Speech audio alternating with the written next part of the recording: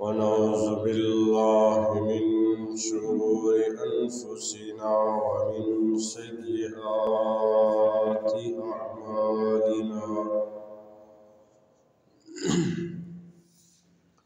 من يهده الله فلا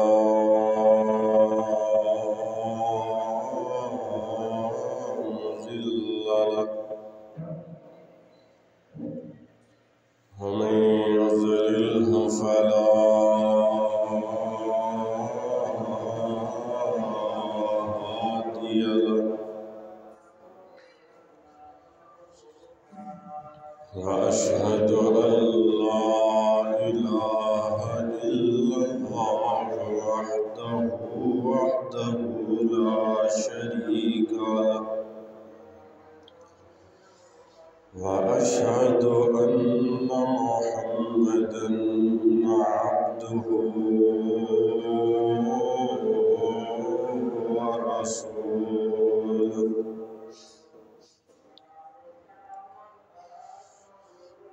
اللهم صل على محمد وعلى آل محمد كما صليت على إبراهيم وعلى آل إبراهيم إنك حميد مجيد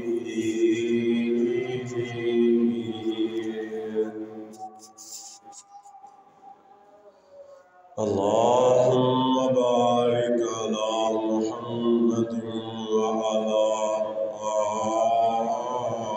آل محمد كما باركت على إبراهيم وعلى آل إبراهيم إنك حميد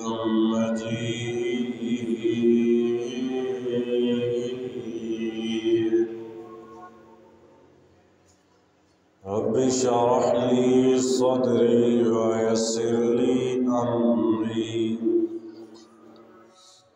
واحلل عقدة من لساني يفقهوا قولي اللهم رب زدني علما رب زدني علما رب زدني علما سبحانك لا علم لنا إلا ما علمتنا إنك أنت العليم الحكيم أما بعد فأعوذ بالله من الشيطان الرجيم بسم الله الرحمن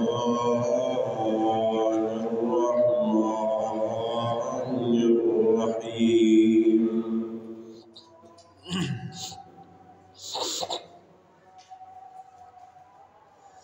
أم كنتم شهداء إذ حضر يعقوب الموت إذ قال لبنيه ما تعبدون من بعدي قالوا نعبد إلهك وإله آبائك إبراهيم وإسماعيل وإسحاق إلها واحدا ونحن له مسلمون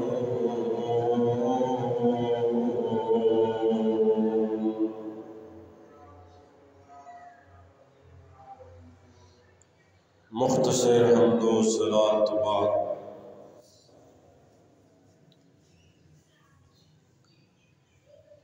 اللہ احکم الحاکمین کی برحمت کتاب قرآن پاک سے ایک آیت آپ کے سامنے تلاوت کی ہے۔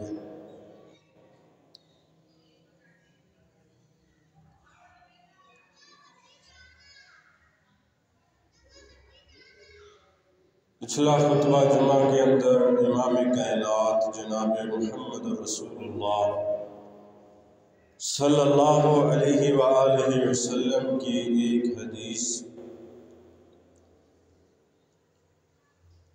اس کا کچھ حصہ بیان کیا تھا۔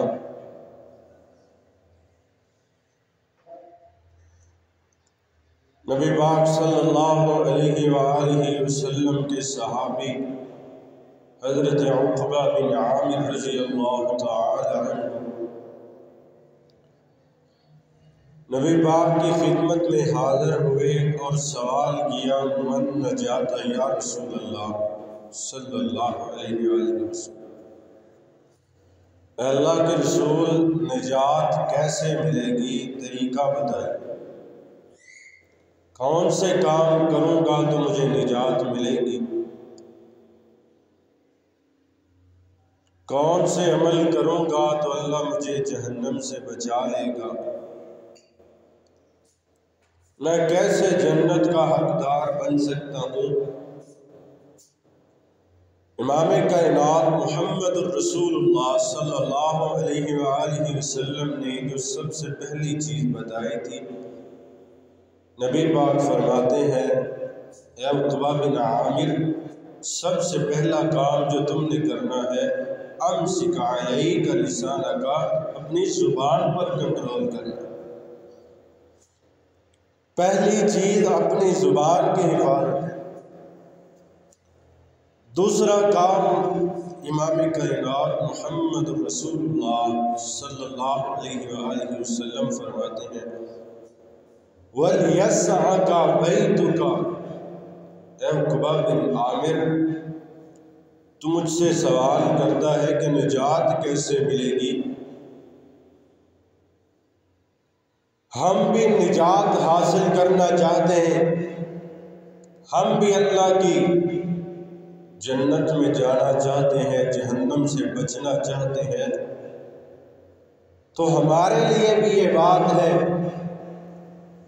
امام کائنات جناب محمد رسول اللہ صلی اللہ علیہ وآلہ وسلم فرماتے ہیں، وَلْيَسْعَكَ بَيْتُكَ، زیادہ سے زیادہ وقت اپنے گھر میں گزارا کر، زیادہ سے زیادہ وقت اپنے گھر میں گزارا کر، اپنے بچوں میں گزارا کر، زیادہ سے زیادہ وقت اپنے گھر کی چار دیواری میں گزارا کر، اس کے بہت زیادہ فائدے ہوتے ہیں۔ کیوں نبی پاک صلی اللہ علیہ وسلم نے اس بات کا حکم فرمایا؟ جب وقت انسان کا زیادہ گھر میں گزرے گا تو اس کی نگرانی گھر پر مضبوط ہوگی، اس کی گھر پر پہرے داری مضبوط ہوگی، اس کے بچے پھر نافرمان نہیں ہوں گے، اس کی اولاد اس کے سر میں خاک نہیں ڈالے گی۔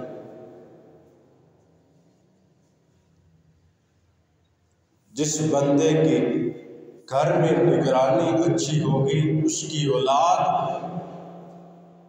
جب باہر نکلے گی تو لوگوں کو بتائے گی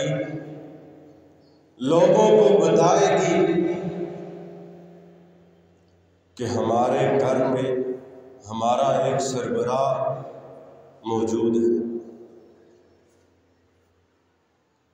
اللہ احکم الحاکمین قرآن پاک میں فرماتے ہیں، ام کنتم شہداء اذ حضر یعقوب الموت اذ قال لبنیہ ما تعبدون من بعدی،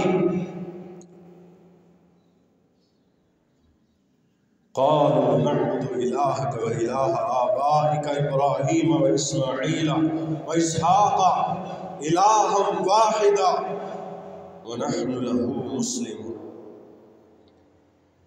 حضرت یعقوب علیہ السلام دنیا سے جانے لگے ہیں، 12 بیٹے اللہ نے عطا کیے ہیں۔ نبی یعقوب کو 12 بیٹے اللہ نے عطا فرمائے ہیں نبی یعقوب کو۔ اب نبی یعقوب دنیا سے جانے لگے ہیں، آخری وقت ہے، آخری ٹائم ہے، اپنے بیٹوں کو اکٹھا کرتے ہیں، اپنے بیٹوں کو جمع کرتے ہیں، اور جمع کر کے کیا فرماتے ہیں؟ قالوا نعبد الہک و الہ آبائک ابراہیم۔ اے میرے بیٹو، اذ قال لبنیہ ما تعبدون من بعدی، ما تعبدون من بعدی، بتاؤ تو صحیح میرے جانے کے بعد تم کس کی عبادت کرو گے؟ یہ اپنی اولاد سے مخاطب ہو کر نبی یعقوب فرما رہے ہیں ما تعبدون من بعدی، میرے جانے کے بعد کس کی عبادت کرو گے؟ کس کی عبادت کرو گے؟ کس کو پکارو گے؟ بیٹے جواب دیتے ہیں، بیٹے اپنی زبان سے بولتے ہیں اور کیا کہتے ہیں؟ قالوا نعبد الہک و الہ آبائک ابراہیم و اسماعیل و اسحاق الہا واحدا۔ اے ابا جان، ہم اس کی عبادت کریں گے جس کی عبادت آپ نے کی ہے، آپ کے باپ ابراہیم نے کی ہے، اسماعیل نے کی ہے، اسحاق نے کی ہے، ہم اس کی عبادت کریں گے۔ وجہ کیا ہے؟ کیوں عبادت کرو گے تم اس کی؟ لوگ اگر بات یہاں تک ختم ہو جاتی تو لوگ سمجھتے شاید یہ تو اللہ کی عبادت اس لیے کرتے ہیں کیونکہ ان کے باپ دادا خدا کی، اللہ کی عبادت کرتے تھے۔ آگے اللہ نے قرآن کے ان جملوں میں اس بات کی نفی فرمائی، اور یہ 12 بیٹے اپنے باپ سے کیا کہہ رہے ہیں؟ الہا واحدا، اے ابا جان ہم اس اللہ کی عبادت کریں گے جس کے سوا اور الہ ہی کوئی نہیں ہے، جس کے علاوہ کوئی مشکل کشا ہی نہیں ہے، ہم اس لیے اس اللہ کی عبادت کریں گے۔ اب نبی یعقوب علیہ السلام کی اپنی اولاد پر نگرانی مضبوط تھی، تربیت اچھی تھی، تو سارے کے سارے بیٹے حضرت یعقوب علیہ السلام کی بتائی گئی اس وصیت پر عمل کرتے رہے اور اللہ کی عبادت کرتے رہے، اللہ کے سوا کسی کے آگے سر نہیں جھکایا۔ الاحکم الحاکمین فرماتے ہیں ما یلفظ من قول الا لدیہ رقیب عتید۔ الاحکم الحاکمین فرماتے ہیں بندے، ہم نے تمہارے اوپر نگران مقرر کیے ہیں،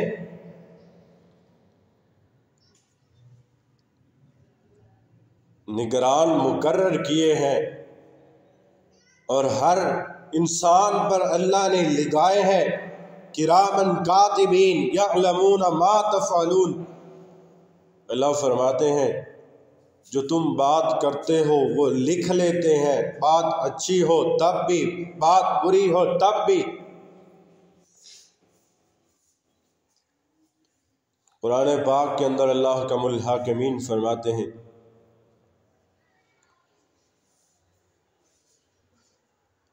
اللہ فرماتے ہیں یا ایھا الناس اتقوا ربکم الذی خلقکم من نفس واحدہ وخلق منها زوجها وبث منهما رجالا كثيرا ونساء واتقوا الله الذي تساءلون به والارحام ان الله كان عليكم رقيبا۔ اللہ احکم الحاکمین فرماتے ہیں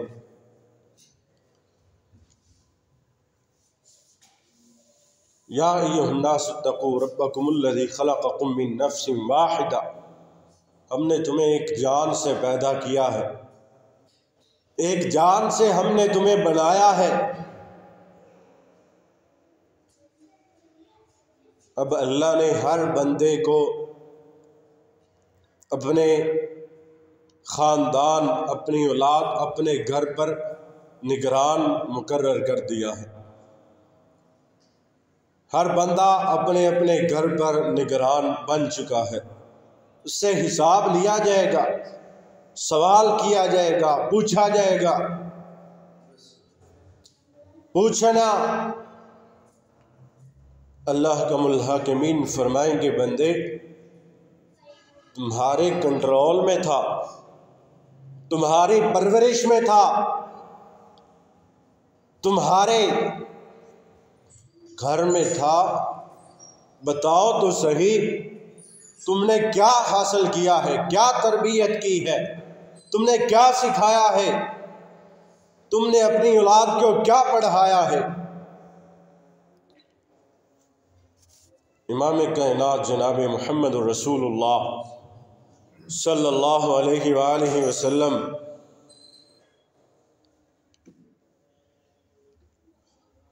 حضرت عبداللہ بن ام مکتوم رضی اللہ تعالی عنہ کے ساتھ اپنے گھر میں داخل ہوئے۔ حضرت عبداللہ بن ام مکتوم رضی اللہ تعالی عنہ نبینے صحابی تھے، مؤذن رسول تھے۔ نبی پاک عبداللہ بن ام مکتوم کے ساتھ اپنے گھر میں داخل ہوئے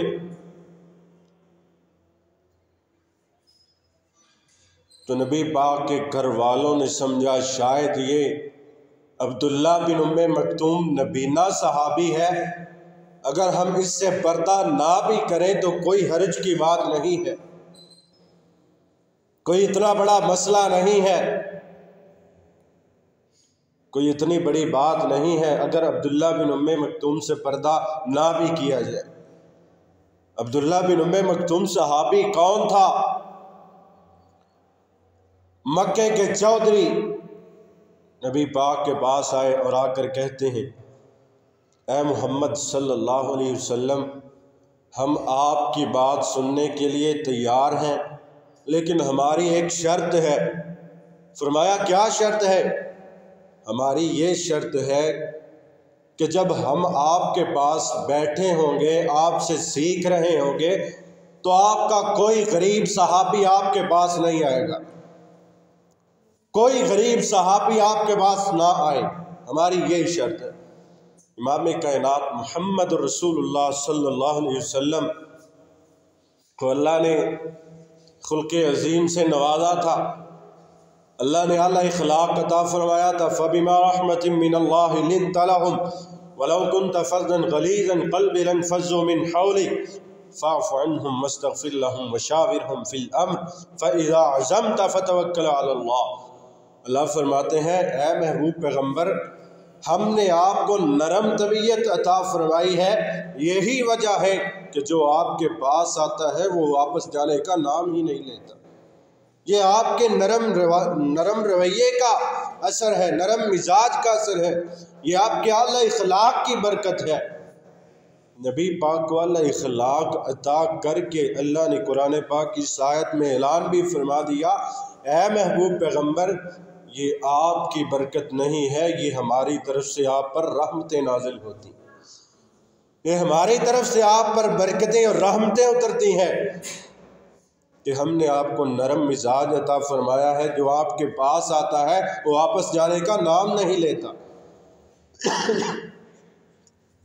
اب مشرکین مکہ سے نبی پاک چنانچہ رؤوف الرحیم نرم طبیعت والے بن کر آئے تھے۔ نبی پاک فرماتے ہیں ٹھیک ہے، جب تم میرے پاس سیکھنے کے لیے آؤ گے، میری بات سننے کے لیے، میں جو ہے اپنے غریب صحابہ کو اپنے پاس نہیں آنے دوں گا۔ اب یہ سارے مکے کے چودھری اکٹھے ہوئے، نبی پاک کے پاس آئے، آ کر کے نبی پاک سے سیکھ رہے ہیں، پوچھ رہے ہیں دین کے متعلق، نبی پاک سے سوال کر رہے ہیں، دین کے متعلق پوچھ رہے ہیں۔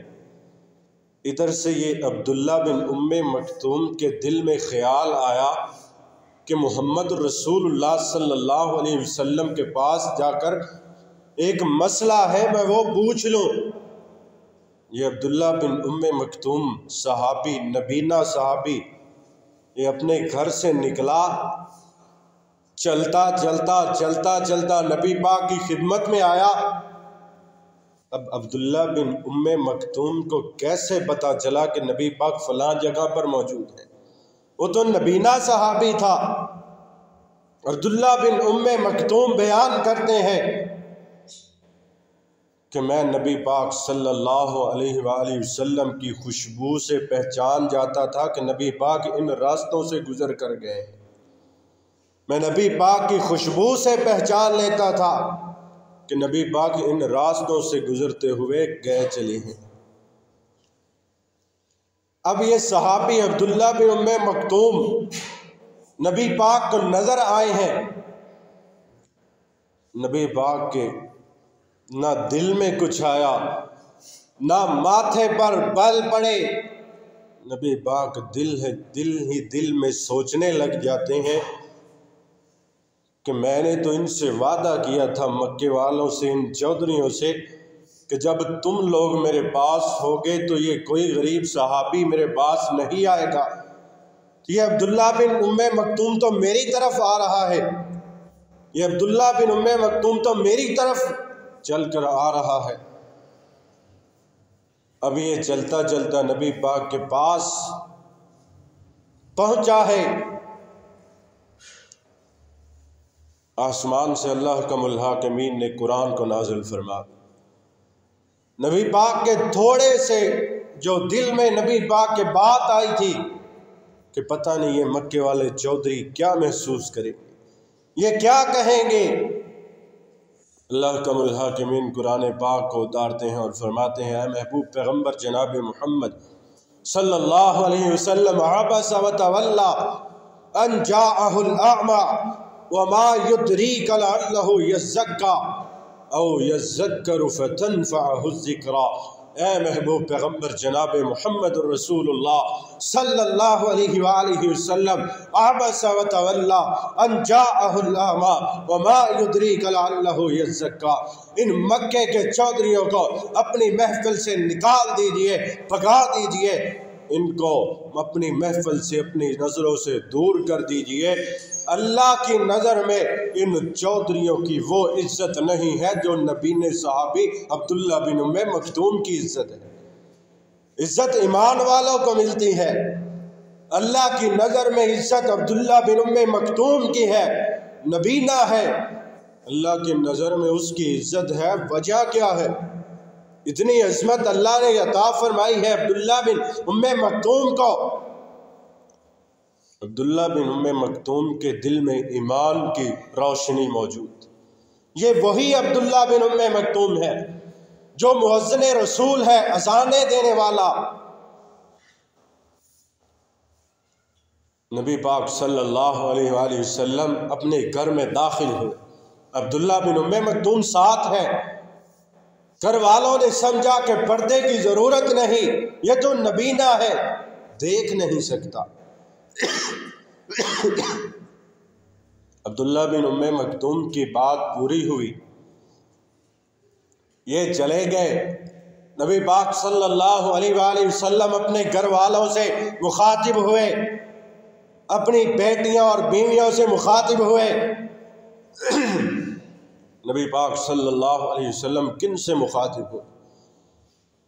یہ کون تھی جن کے بارے میں اللہ کا الحاکمین کا قرآن کہتا ہے، انما یرید اللہ لیذہب عنکم الرجس اہل البیت ویطہرکم تطہیرا۔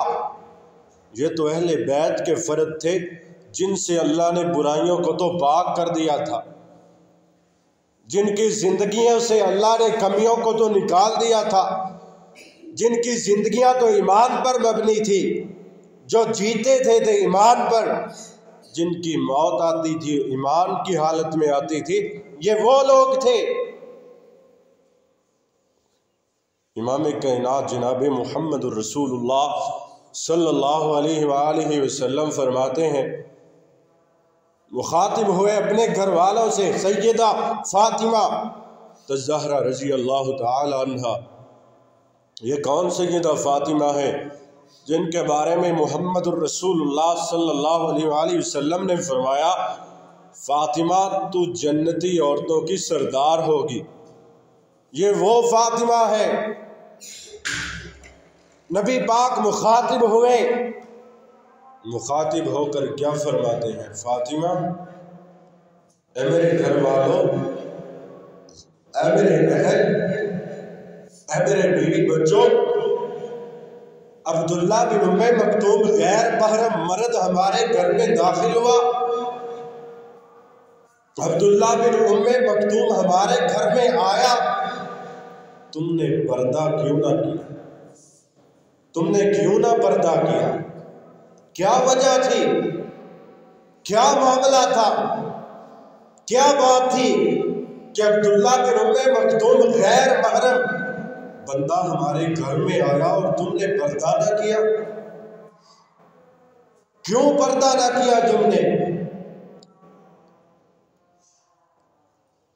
اب گھر والے آگے سے جو جواب دیتے ہیں، اے محبوب پیغمبر محمد رسول اللہ صلی اللہ علیہ وآلہ وسلم، وہ جو صحابی گھر میں آیا تھا، داخل ہوا تھا، عبداللہ بن ام مکتوم، وہ تو اندھا تھا، اس کو تو نظر نہیں آتا تھا، نبینا تھا۔ نبی پاک صلی اللہ علیہ وآلہ وسلم فرماتے ہیں، میرے گھر والوں، وہ صحابی تو نبینا تھا، تم بھی نبینے تھے، کیا تمہیں بھی نظر نہیں آتا تھا؟ کیا تم بھی نہیں دیکھ سکتے تھے؟ یہ تب ہوتا ہے جب گھر میں نگرانی مضبوط ہو۔ وَلْيَسْعَكَ بَيْتُكَ، نجات حاصل کرنی ہے تو اپنے گھر میں زیادہ وقت گزارو۔ نجات حاصل کرنا چاہتے ہو تو گھروں میں رہو، اپنے گھروں میں نگران بن جاؤ۔ گھر سے باہر نکلتے ہوئے اپنی اولاد سے سوال کرو، گھر سے باہر نکلتے ہوئے اپنی بیوی بچوں سے پوچھو، ان کی نگرانی کرو۔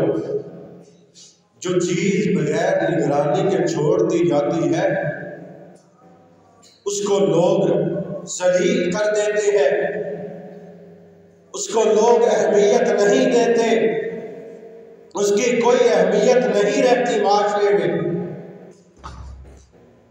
اتنی بڑی کائنات اللہ نے بنائی، اور کائنات کو بنانے کے بعد اللہ کم الحاکمین فرماتے ہیں، اس کائنات کا نظام چلانے والا نگران میں ہوں۔ اس کائنات کا نظام چلانے والا، اس کائنات کا نگران میں ہوں، اور میں نے تم پر بھی نگران لگا دیے ہیں۔ ما یلفظ من قول الا لدیہ رقیب عتید۔ اللہ کم الحاکمین فرماتے ہیں کہ ہم نے نگرانی کے لیے تم پر فرشتے لگائے۔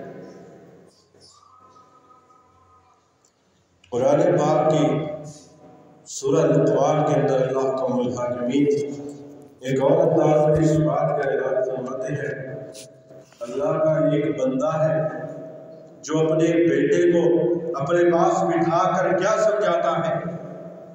اللہ کم الحاکمین قرآن پاک میں اس کا ذکر کرتے ہیں، یہ بڑا عظیم بندہ تھا۔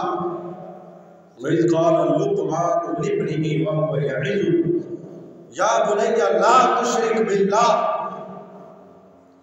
اپنی اولاد کی تربیت اس طرح سے کی جائے تو وہ اولاد کبھی بھی ذلت کا سبب نہیں بنتی۔ اپنی اولاد پر نگرانی مضبوط کی جائے تو اولاد کبھی بھی تمہارا سر کبھی نہیں جھکنے دے گی۔ اگر تم اپنی اولاد پر نگران بن کے رہو گے تو تمہاری اولاد کبھی بھی کہیں بھی تمہارا سر جھکنے نہیں گی۔ سمجھایا کرو، پڑھایا کرو۔ حضرت لقمان علیہ السلام علیہ الرحمہ اپنے بیٹے کو پاس بٹھایا اور کیا فرماتے ہیں؟ وَإِذْ قَالَ لُقْمَانُ لِابْنِهِ وَهُوَ يَعِظُهُ يَا بُنَيَّ لَا تُشْرِكْ بِاللَّهِ، اے میرے بیٹے اللہ کے ساتھ کسی کو شریک نہ کرنا، اللہ کا کسی کو شریک نہ بنانا۔ کیوں؟ وجہ کیا تھی؟ ان الشرک لظلم عظیم، شرک بہت بڑا ظلم ہے، شرک بہت بڑا ظلم ہے، بہت بڑا ظلم ہے شرک۔ اور ظلم اللہ نے خود اپنی ذات پر بھی حرام کر دیا ہے، پوری کائنات پر بھی حرام کر دیا ہے۔ تم کسی پر ظلم نہیں کر سکتے، تم کسی پر ظلم نہیں کر سکتے، نہ تم پر کوئی ظلم کر سکتا ہے۔ تم اپنے آپ پر بھی ظلم نہیں کر سکتے۔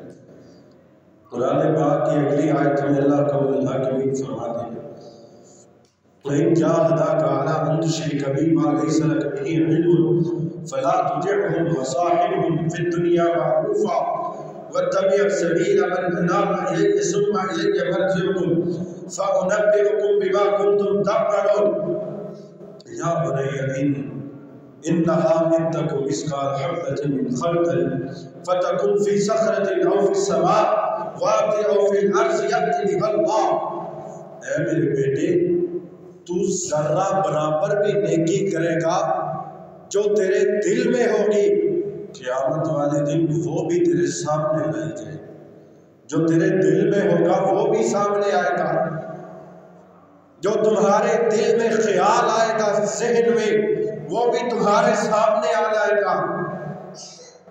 حبۃ من خردل فتکن فی صخرۃ او فی السماوات او فی الارض یأتی بها اللہ ان اللہ لطیف۔ آگے حضرت لقمان اپنے بیٹے کو کیا فرماتے ہیں؟ یا بنی اقیم الصلاۃ، اے میرے بیٹے نماز قائم کرنا، اے میرے بیٹے نماز کی پابندی کرنا، نمازی رہنا، نماز 5 وقت ہی ادا کرنا، وَأْمُرْ بِالْمَعْرُوفِ اور نیکی کا حکم دینا، وَانْهَ عَنِ الْمُنْکَرِ برائی سے منع کرنا۔ یہ اپنی اولاد کی تربیت کی جا رہی ہے، اپنی اولاد کو بتایا جا رہا ہے کہ تم نے کرنا کیا ہے۔ تم نے سارا دن کمانا ہے، تم نے سارا دن جو ہے دکانیں چلانی ہے، تم نے ساری زندگی بیوی بچوں کے لیے جائیدادیں چھوڑ کر آنی ہے، تم نے ساری زندگی پیسے جمع کر کر کے اپنی اولاد کے لیے چھوڑ کر آنی ہے، اور جب تم مر جاؤ گے تمہاری یہ اولاد تمہاری بنائی گئی جائیداد سے عیاشی کرے گی، غلط استعمال کرے گی، تو تیرے مرنے کے بعد بھی تیری قبر ہی تیرے لیے جہنم بن جائے گی، تیری قبر تیرے لیے جہنم بن جائے گی، تیری حشر تیرے لیے عذاب بن جائے گی، اور پھر اللہ تمہیں قیامت والے دن الٹا کر کے جہنم کے اندر ڈال دے۔ اللہ قول الحاکمین قرآن پاک میں اعلان فرماتے ہیں وَقُودُهَا النَّاسُ وَالْحِجَارَةُ کہ اپنے آپ کو اور اپنے اہل والوں کو، اپنے گھر والوں کو، اپنے بچوں کو، اپنی بیوی کو جہنم کی آگ سے بچاؤ، محفوظ کرو۔ جہنم کی آگ کا جو ایندھن ہے وہ انسان اور پتھر ہے، انسان بھی جہنم میں ڈالے جائیں گے، پتھر بھی جہنم میں جائیں گے۔ حضرت عیسیٰ علیہ السلام ایک قبرستان سے گزرے ہیں، اس قبرستان کی ایک قبر کے بارے میں ان کو بتایا گیا کہ اس قبر میں عذاب دیا جا رہا ہے، اس قبر والے کو عذاب دیا جا رہا ہے۔ حضرت عیسیٰ علیہ السلام چلے گئے، واپس آئے کچھ دنوں کے بعد، وہی قبر جس کو عذاب دیا جا رہا تھا، وہی قبر والا جس کو عذاب دیا جا رہا تھا، وہی قبر جنت کے باغوں میں سے ایک باغ بن چکا تھا۔ حضرت عیسیٰ علیہ السلام حیران ہوئے، پریشان ہوئے، یہ کیا معاملہ ہے، یہ کیا ماجرا ہے، یہ کیا بات ہے؟ اللہ کا الحاکمین سے سوال کیا، اللہ یہ کیا بات ہے، یہ کیا معاملہ ہے، یہ ماجرا کیا ہے؟ اللہ جب میں پہلے گزرا تھا تو یہ جہنم کے گڑھوں میں سے ایک گڑھا تھی، آج میں گزرا ہوں تو یہ جنت کے باغوں میں سے ایک باغ ہے، وجہ کیا ہے؟ حضرت عیسیٰ علیہ السلام کو بتایا کہ عیسیٰ جب یہ فوت ہونے لگا تھا، فوت ہوا تھا، اس کے گھر میں امید تھی بچے کی، یہ فوت ہوا، اس کے گھر میں بچہ پیدا ہوا، وہ بچہ بڑا ہوا، اس قابل ہوا چل سکے، بول سکے، وہ صحیح طرح سے بول نہ سکتا تھا، ابھی اس کی زبان صحیح سے نہیں چل رہی تھی، اس کی ماں نے اس کو مسجد میں بھیجا قاری صاحب کے پاس قرآن کی تعلیم حاصل کرنے کے لیے۔ اس کے بچے نے مسجد میں جا کر ابھی صرف اتنی بات کہی تھی، اتنے جملے بولے تھے، بسم اللہ الرحمن الرحیم، اللہ کو اس پر اتنا رحم آیا، اتنا رحم آیا، اللہ نے اس کی قبر کو جنت کا باغ بنا دیا۔ اتنی بڑی عظمت، اتنی بڑی غنیمت، اتنا بڑا سرمایہ، اتنی بڑی دولت جس کو تم آج پیسے کمانے کے لیے استعمال کرتے ہو، اتنی بڑی غنیمت اللہ نے تمہیں اولاد کی صورت میں عطا کی ہے، اس کو تم آج دنیا بنانے کے لیے تم مارتے ہو، سکول نہ جائے تو مارتے ہو، تیری اولاد آج دنیا کے کام نہ کرے تو مارتے ہو، دنیا کا تیرا کہنا نہ مانے تو مارتے ہو۔ کبھی سوچا ہے کہ یہ تیرا سرمایہ، یہ تیرا سرمایہ تیرے مرنے کے بعد بھی تمہارے لیے ذریعہ نجات بن سکتا ہے اگر تم اس کی تربیت اچھی کر کے جاؤ گے، اگر تم انہیں دنیا کمانے کے پیچھے لگاؤ گے، اگر تم انہیں روزی روٹی کمانے کے پیچھے لگاؤ گے تو تم سمجھ لو امام کائنات محمد رسول اللہ صلی اللہ علیہ وسلم کی آخری حدیث سننا، میں اپنی بات کو ختم کروں۔ امام کائنات محمد رسول اللہ صلی اللہ علیہ وسلم فرماتے ہیں اذا مات الانسان انقطع عمله، جب انسان مر جاتا ہے اس کا نامہ اعمال بند کر دیا جاتا ہے، جب انسان فوت ہو جاتا ہے انقطع عمله، اس کا نامہ اعمال والا رجسٹر بند کر دیا جاتا ہے۔ لیکن اگر بندہ تین کام کر کے دنیا سے چلا جاتا ہے تو اس کا نامہ اعمال کبھی بند نہیں کیا جاتا۔ یہ تین کام کون سے ہیں؟ نبی پاک فرماتے ہیں وہ بندہ جو اپنی زندگی میں قرآن سیکھتا ہے، پھر سکھاتا ہے، پھر آگے سیکھتا ہے، سکھاتا سکھاتا اس کے شاگرد چلتے چلتے یہ قیامت تک سلسلہ چلتا ہے، اس کے نامہ اعمال میں نیک اعمال درج کیے جاتے ہیں، اس کا صدقہ جاریہ درج کیا جاتا ہے، نیکیاں درج کی جاتی ہیں۔ دوسرا کام جو بندہ اپنی زندگی میں کر جائے تو اس کے مرنے کے بعد بھی اسے فائدہ دیتا ہے، وہ صدقہ۔ بندے نے اپنی زندگی میں جو مال اللہ کے راستے پہ لگا دیا، مسجدوں میں لگا دیا، مدرسوں میں لگا دیا، غریبوں پہ لگا دیا، جو اللہ کے راستے میں لگا دیا، مرنے کے بعد بھی یہ مال اس کو فائدہ پہنچاتا ہے۔ تیسرا کام نبی پاک فرماتے ہیں تیسرا وہ عمل، بندہ زندگی میں اللہ نے اس کو اولاد عطا کی، اس نے اپنی اولاد کو دیندار بنا دیا، اپنی اولاد کو نیک بنا دیا، اپنی اولاد کو نمازی بنا دیا، اپنی اولاد کو نیک بنا دیا۔ امام کائنات محمد رسول اللہ صلی اللہ علیہ وآلہ وسلم فرماتے ہیں اس بندے کے مرنے کے بعد بھی اس کے اکاؤنٹ، اس کے نامہ اعمال میں نیکیاں لکھی جاتی ہیں جب تک اس کی گئی محنت اس کی اولاد پر، جب تک وہ نیکی کرے گی آگے اس کی اولاد، یہ بھی سلسلہ چلتا رہے گا، اللہ قیامت تک اس بندے کو اجر اور ثواب عطا کرتا رہے گا۔ اللہ سے دعا ہے اللہ ہمیں اپنی اولاد کی اچھی تربیت کرنے کی توفیق عطا فرمائے۔ اللہ پاک جو سنا اللہ پاک عمل کی توفیق عطا فرمائے۔ اقول قولی ھذا استغفر اللہ علی ولکم۔